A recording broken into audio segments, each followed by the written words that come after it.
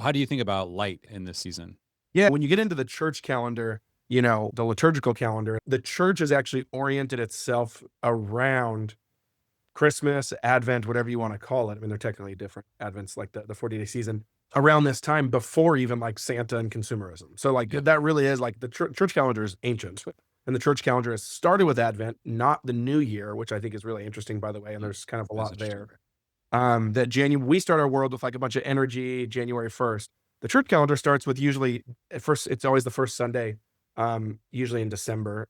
So it's, like, usually, like, no December 1st, December 3rd, whatever is when Advent starts, and then you're building 4 to 5 weeks in the over time, um, in anticipation for basically ending Advent when Jesus comes.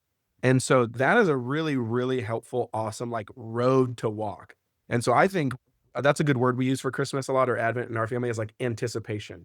And so we want to anticipate and like build suspense, build tension around Jesus coming. And before he came, that the world was really, really, really, really dark. Right. And I think the Jewish holidays do all these same things too, that you're Yeah. trying to build like a emotional journey around the 7 days of Sukkot, around the, 8. I mean, but like the week long, all Yeah. these things.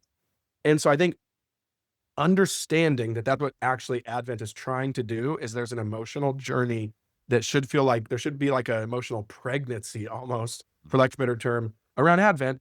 And when you read scripture, when you read the liturgical like calendar, when you read church fathers, it all centers around light and darkness. That's like I think the main premise of Advent is that the world was dark until Jesus came into the world. He's the light of the world.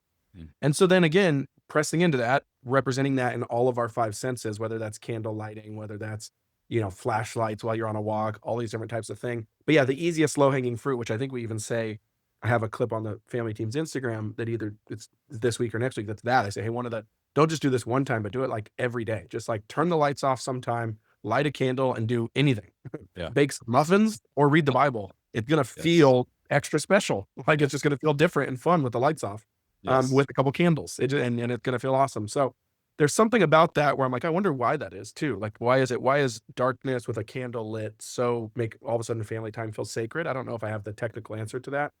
But yeah, Advent is all about darkness and light. It's all about light bursting in the darkness. And so think your job as the parents is to kind of try to shepherd, corral, and create an atmosphere where that is imposing on the kid's spirit in like a really natural 5 sense way.